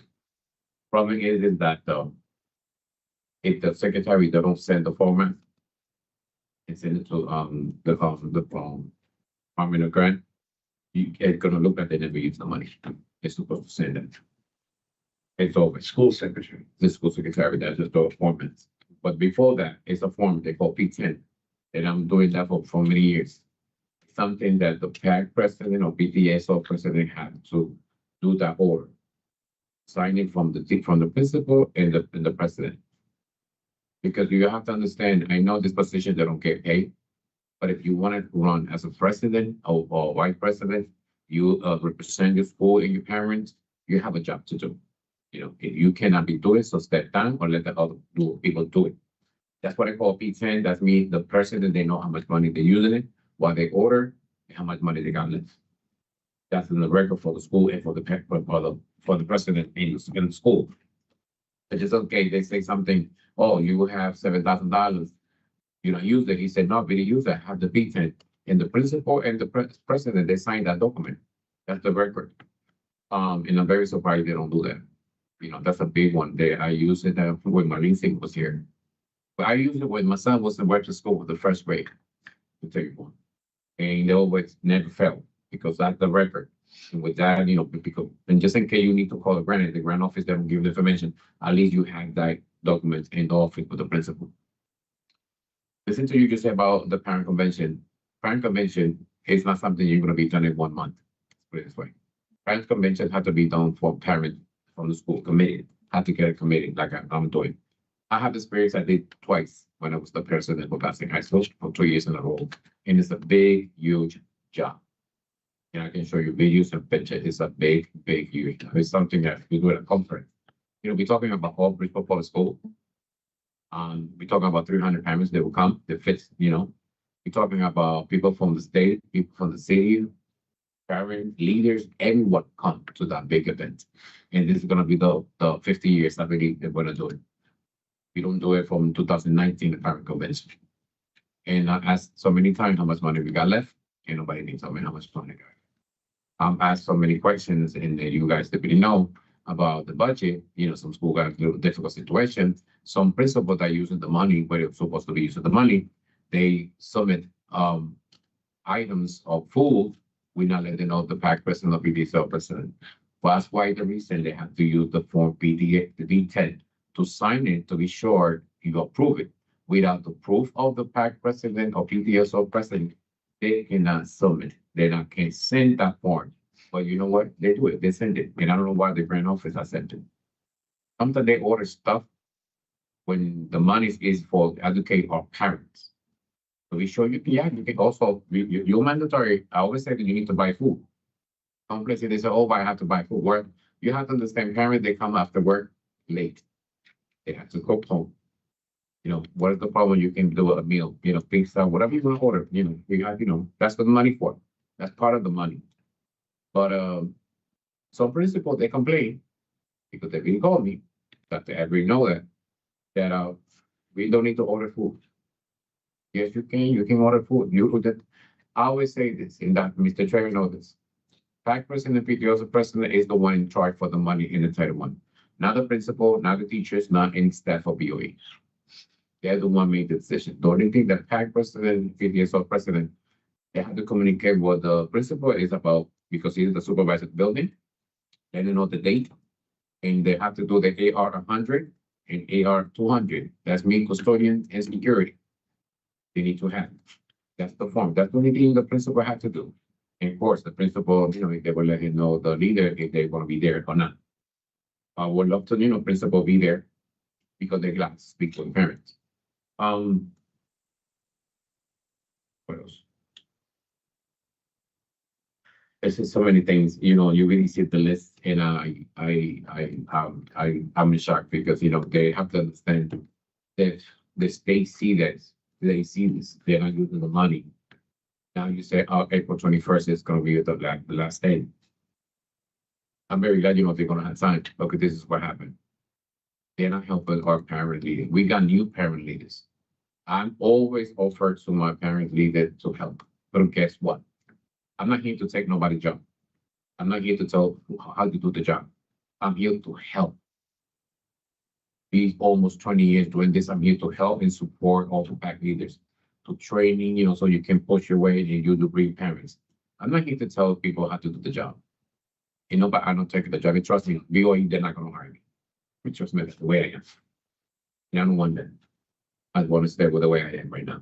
But really, I'm here to support everyone, to help all the parents leaders. You know that's the side. I always tell you that from the day one you was here. I like to help. You know, I told Miss Haron, I'm here to help you and support you. I already spoke to her in the beginning to work together. What about this? I don't have zero communication with her. So how are we going to keep forward to help all these leaders? We need to help all these leaders, you know, and we need to submit this money right now. And you know, and just to add, you know, I think, and I will work with Dr. Vega, you know, getting yourself and Kevin together. But Ms. Heron has been providing support to the PAC. She's actually been doing individual PAC meetings with the individual school PACs, and everything from, you know, meetings with building admins on how to set up the appropriate elections, how to, you know, complete the form that I just mentioned for some of the newer, the school that had newer PAC leaders, right? So there's been a lot of one-on-one support that's been going to the building. I think in previous years, correct me if I'm wrong, it was most likely it was like a group presentation where most of the PACs will come together and then do a presentation to the group. I think this year the approach was just different. As opposed to doing a group, it was more individual. So they're doing individual questions, or any issue like that. It could be resolved in a smaller group for that specific school and their specific needs. So again, that was the approach that we used this year. But to your point, yes, I will work with Dr. Vega on seeing how between at least now and, you know, the end of the year, how we can continue to build a collaboration now that will last now and into next year in the future. How we can just strengthen that collaboration, because yes, you're right. You do have background, the knowledge, you've done it for several years, you know what you've done there. We need to have that. So you mentioned my son was in first grade when I started, and you know who's Miss June McLean? Was one of the homeschool coordinators. Miss June McLean. So Miss June McLean, she's in the district for almost 35 years. I started with her with the Webster School was open. Webster School, that one I started. Look at how many years back. So all my school, my son went at different school. I was back president of PDS, so president. My last year was in the basics. So trust me that I do so many things based in the park with my hand, and I can close my eyes. I can tell you how everything come. But if we don't have communication, how are we going to help all these leaders? You know, I have time. Give me what time, you know, what day, and I'll be there. I think that's one of the reasons, you know, to help all the leaders, you know, each one of them. But last time I sent an email to all those leaders, I have some of them that really, they said they're going to meet with me, and I meet with them. Some of them, they told me, I don't know why they sent me the email to not meet with you. And I didn't like that.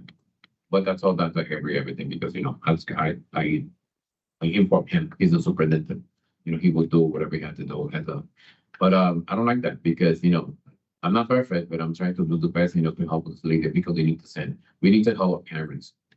This is not about a title, who's this. No, this is about help parents and who care of parents. They can do so many things with the money. We got schools, they have a lot of money. And you know that. And sometimes I tell all the leaders, you can come, you know, you can say either your school's small and your other one is close to the other one. So put two schools together, school PAC president, and they can do a night workshop, you know, they can work it, you know, they can work it together. But we cannot be trying to see who is who, you know. It's like let's be a team to help them. And always they say that for the day one. It's something, it's my passion. It's like Mr. Traver, you know, about the teachers, the union, he was the president, he got the passion. Mr. Joseph, he got the passion on financial. You know, I got the passion for PAC PTS for so many years. You know, because we want to help. We're not here to take nobody's job. I tell you what to do. We like to listen and help each other. But it has to be on top. And I will like to work with you and everything to see more how to help, and when you got meetings with them, just let me be there. I will help them. You're not getting to little push something, they get scared. Sometimes they're busy, but let's try to see, who can help. Like, the president cannot be vice president, secretary, or member lunch. But some school, they really spend a lot of money. They really spend the money. But I know it was some issue sometimes. Some principal, they say, oh, I'm not gonna prove that because I have to prove it. No, the principal, they don't need to prove nothing. But I'm sorry, but the principal is not to be approved. You can search and everything and nobody can challenge me then. They can tell the principal, listen, I'm doing this meeting, blah, blah, blah. Can you please submit the AR 100 and AR 200? And the secretary send the money, whatever, blah, blah, blah. That's it. But the principal tell the PAC president, no, I'm not prove that.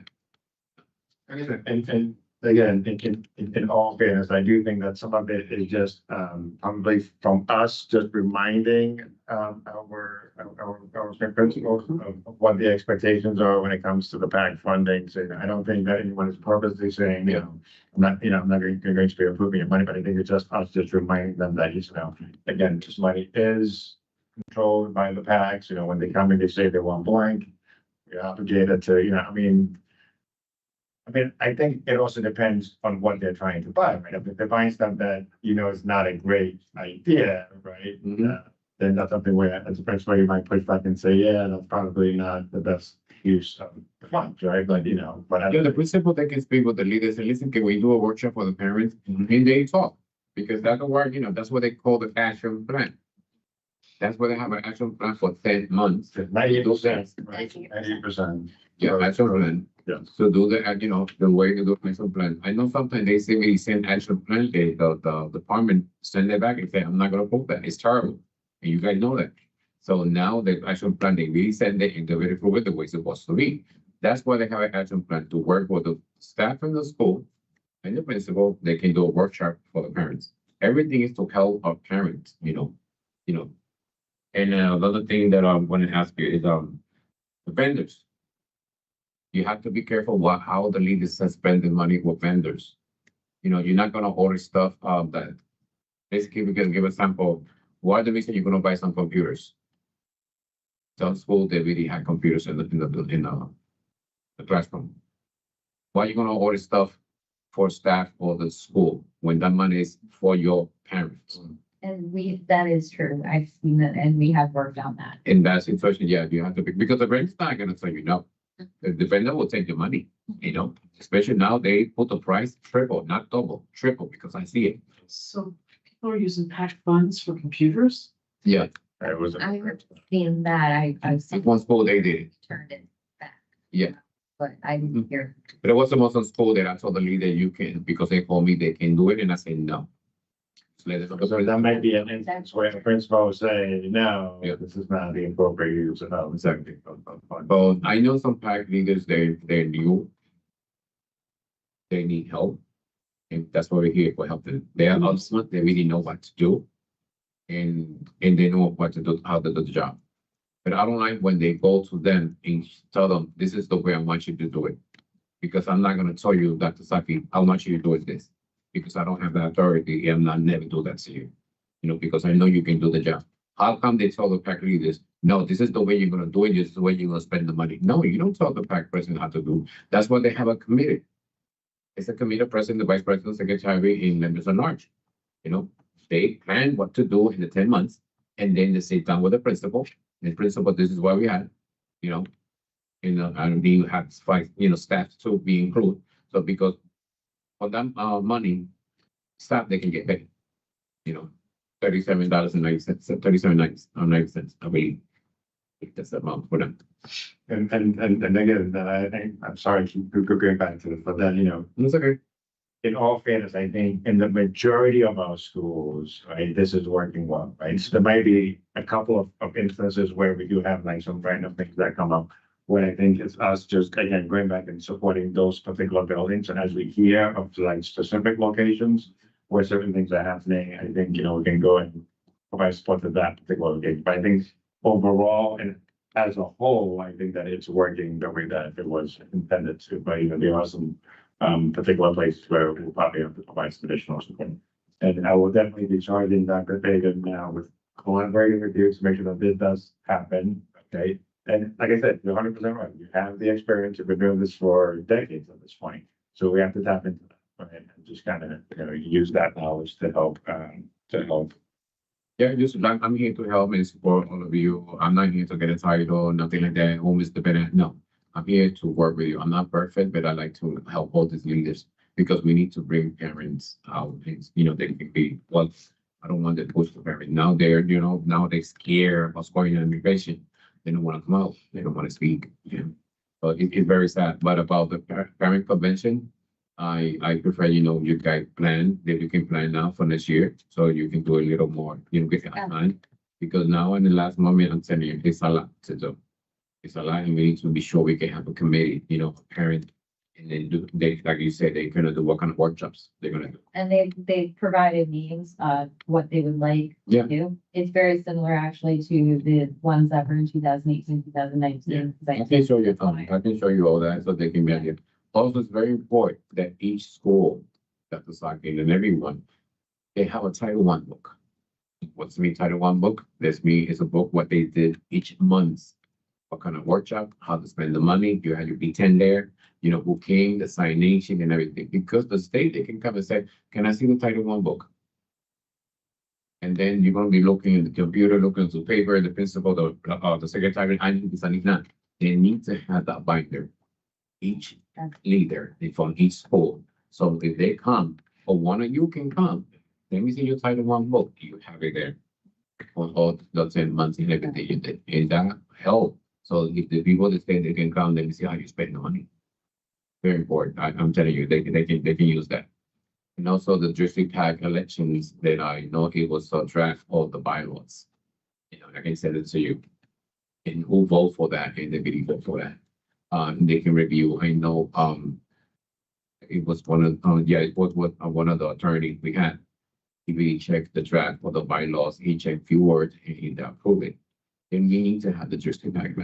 Why? It's less job for all of you and for me too. Because they have a leader. The district pack represent all the 37 schools. That's the one coming to board education. I don't know. Do you remember district pack? Oh, yeah. Definitely remember that. Do I remember? Yeah. I remember getting thrown out of their meetings. I know. I'm sorry. There's a pack and represent and say anything about us, the board members, what they do, what they're gonna do, the training, everything. So any situation happen in each school, any pack president or any parent go exactly to the district pack president.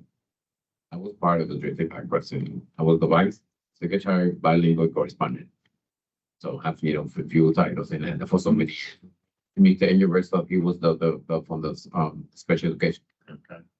So that's good that we have. That's another thing that we have. We work to work, to that. It's in the bylaws and it's more easy. So having all this parent go crazy looking for you because I know your agenda, you have so much thing to do. Maybe you forgot to contact them. And sometimes they go wild, they go out, they don't want to listen to me. At least they want to have somebody, the district pack president, they need to listen and they need to answer that person. We can talk, about that. It was more easy for everyone. So that I have for now. So I don't know if somebody has a question. Mr. Woodson, do you have any questions or comments? No, I'm all good, Mr. Traver. Thank you. Okay. Mr. Medina? Unfortunately, not at this time. I'll be sending a few emails with some inquiries. Thank you. Ms. Casimir? I just wanted to reiterate what Mr. Benahan said about just to be sure that the PAC presidents are the ones that are in control of the money and in control of how to spend it. And I wanted to ask, is there some type of central location where we can find out when each school's PAC meetings are, or not? So not at this point. We have talked about creating a district calendar where we have all of that information. Because there are so many different events at so many different times. So that is something that I believe Dr. Avery was working on and talking about. And I think that is something we hope to have for next year. Okay, we are- well, since it's next year, which is, you know, a long time from now, so can we ask the principals to update the websites of the school and at least have the principals upload the dates? Or so whoever's in Yes. charge of, you know, uploading information for that school? Can we do that for Yes. now or? Yes. Yes, we we can can do that. And I think we can also ask for the flyers Before. of all the presentations to be sent to my office so that we have them. So whatever flyers they're sending out, we can also share with all of you. Okay, thank you. We used to have that, every school had that. Kind of website. Yes, on the website used to have the pack minutes and the dates and the meeting minutes. And so that used to be all, and every time we did it, we just, I think some of them might still be doing it. We don't know because we haven't checked the website. but I think having to send Hold on. Ms. Bell is finished. Oh, I apologize. Oh, no, I just was saying that some schools might still be doing it because that was the expectation to just continue to put those, meeting minutes and agendas. But we haven't looked at it, so that is something that we can definitely reach out. Yeah, no, I remember that the schools had their packed, whatever. The dates were there, so we were asked to submit the dates and the links were there and there was, all that, so we can definitely take a For look at it. activities and for meetings. For Yes. meetings. Reports, minutes, everything. For meetings. For meetings. And then, so what I was saying is also collecting the flyers. If you're having an event, to send it to our schools, our emails, so that we can then share it as well, and with the communications department as well. Yeah, and I would think that insofar as we have all these pictures going on the Facebook of different activities at schools, that there should be packed meetings.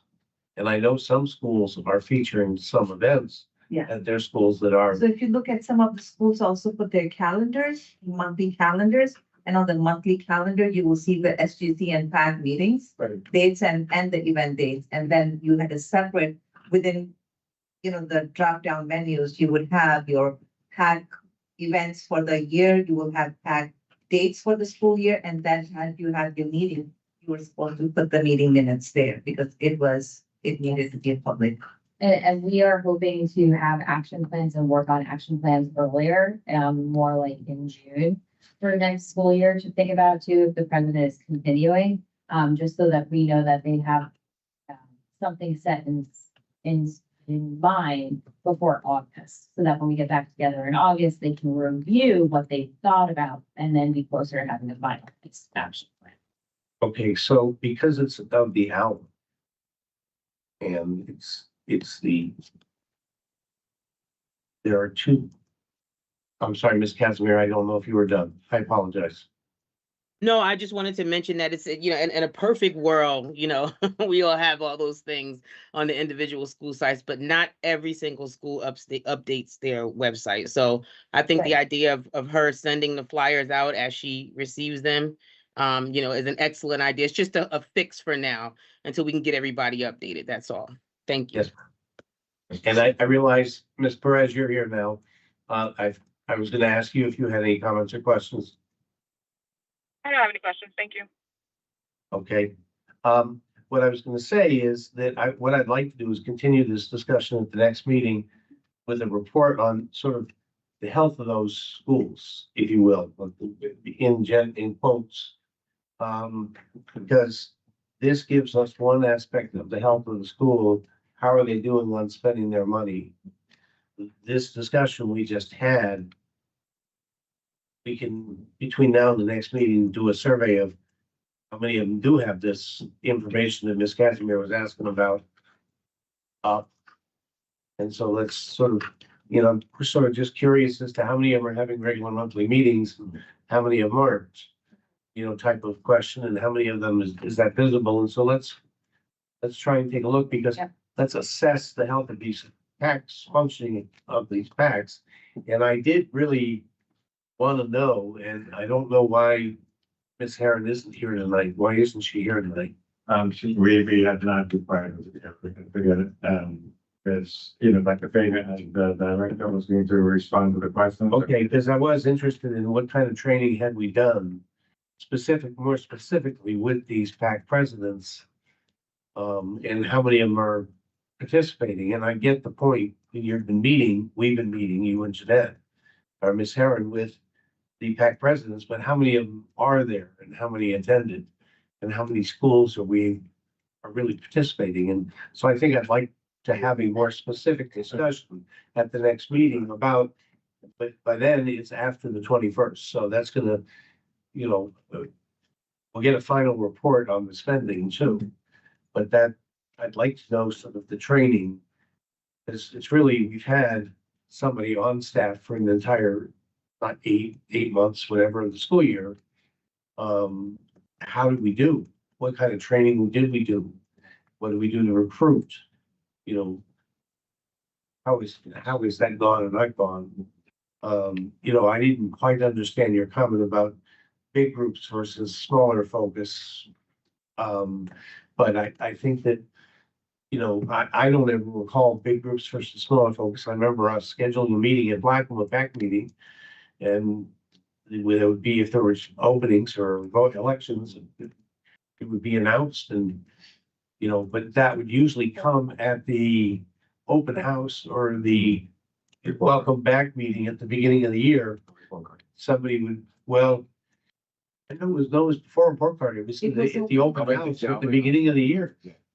As soon as we had the open house meeting, which is always in September, that would be part of the presentation, would be about the PAC and what's going on with the PAC. And that's when we would present it. There'd be a booth there for parents to stop by and talk more. And that's how we start, you know, encouraging people to get involved with the PAC. So I was just simply explaining, at least it was my understanding that for training, once the PACs were already set, training to be more group training for various PACs, as opposed to this year where the training was for individual PACs. And The elections, though, you're correct, Yeah. the principals sent it out in emails, they talked about them in open houses. Yep. They held elections, And then any candidates who wanted to write a little bio, they would do it, you know, we would display it, principals would just display it. So people can coming in, you know, out of the building can read it, so they have a informed decision what they want to do to make. And to put everything in the website so parents they can see who's running and not. That's for the reason that I did it 4 years in the best. The way, you know, they're running everything. Also, can I? Yeah, but The most important thing that we were talking about the announcement. The principals, they need to send an announcement to, you know, but via email or text message, something like that, on the school. You know, some parents, they say, oh, I received the announcement so many times, but guess what? Let me tell you this. If you want to know what's going on in your child's school and you don't want, you know, the information, this is the way we said, if you don't want to, so remove your number. Because parents, sometimes they complain and really know, oh, I received so much text message. And then guess what? If you don't send the information, you're upset. If we send it, you're upset. So which one you gonna take? If you, you know, I'm not free to say it. I'm not free to say it. Because I would love to, you know, anyone tell me what's going on at some school. You know, I don't care if I receive it 2 or 3 times. That's the reason I give the number. If you don't want, if I don't want to, I remove my number. That's one. But the announcement principle, they need to send it. And do not send it 2 weeks or 3 weeks before the event. Why? Because we got so many things to do. We're not perfect, and sometimes we are we busy, job, working, kids, sport. It's very good. Let's see let's give example the event is Friday. Trying to send it between Monday and Wednesday, and you know, and like that. You know, so something. But if you send it early, people forget. As somebody who was an organizer for 25 years, I'll tell you, these days you can do both. Well, yes. And if you can do both, do both. The advance notice is good for people to put it in their calendar. Yeah. That's always good. The reminder the day before is really important because people forget. So as an organizer back in the day when we had neither of these, you called people a week or 2 in advance. You tried to nail them down that they were coming. You always had to do the call the night before. Yes. To say, don't forget tomorrow's meeting. Yeah. And with the week ones, you even arrange to pick them up and bring them. I agree with you. I agree, but it's good with the website to be, If you didn't. yeah, I agree. It did good the website be, updated, and I'm agree with what Ms. Casimir said about have a list. So we, if we get it right, we would love to go to visit, to support them, to see the students, to the parent, say thank you to the staff, stuff like that. So it would be good to have the, website, because I know years back, you, right, 100%, I did it, but was on the website, everything. And this is the reason we need to have the president, the team, because this is people that will check each school. Listen, you don't want to update your website. What happened with your event? What's your minute? Tell me what's going on with your Title I book, all this stuff. But you received an email that I sent to Dr. Saki about the 10. Right? Yeah. So you can see from there, I can help you in work and show you how everything goes. So help all these leaders. And like I say, I'm here to help, all these parents and work together as a team. I'm not here to tell you what you have to do and no, take nobody's job. I'm very busy doing my job already. And what you said is correct. We want to be in position, so it's part of that assessment. Which ones have returning officers? Right? Because your point is correct. Let's know at the end of the year where we have to have elections. Because we should do something before the year ends. To advise, let people know that there'll be elections when they come back. And, sort of pique their interest in thinking about it. And that'll also alert us as to where we need to jump in right away to make sure that they get those elections done. And also where you're gonna need to work with the incumbents coming back right away, make sure they hit the ground running. One of the things very important in the school bylaws, whoever worked for the city and whoever worked for the board of education cannot be part of it. He's in the bylaws there. But that we have to check, And that we were very clear about this year and made sure of that. And we did it. There were people, we made sure principals had full understanding of that 5 o'clock control. I don't know if he's still there, but when the study was here, he added in the teacher's contract that the principal, one of his job is to be sure the PAC is running well in the school. I don't know if he added with the union. I don't know if you want to check that. He's supposed to. We got minutes for that. Okay, so he never saw, he lied to us. Okay, he was when he was when the study was here, we have a meeting about this, and he said he's gonna add in the contract for the teachers that the PAC, they have to be part of the PAC VDSO evaluation to check everything the PAC is running well the way it's supposed to be. So because then when the end of the year, they would check if we work together with PAC. She's telling me that. But the BCAS for the, The BCAS contract, not the teachers. contract. but it's not a kid. It doesn't specify. Yeah, okay, No, that would be possibly part of their evaluation. yes, exactly. Yeah, not in the contract. Yeah, I don't think it was a lie, I think it's somewhere else. It's in the evaluation, not in the contract. Okay, so, yeah, they wanted, yeah. Can't You put it say in the yeah. contract, yeah. Okay, yeah. So, Is there any other business tonight? I said to you, 7:30 was the hour we get. That's time to go. I said, the interest of time, we're not doing it. We're after that time now. Okay, any other business? Going once, twice? Hearing none, I'll take a motion to adjourn. so move. Seconded. All in favor? Aye. Aye. Whitson, I'm politely waiting to see if you have a vote, but I have a majority, so I'll call the meeting adjourned. Thank you. Good night. Thank you. Good night. God bless you all. Get through all there.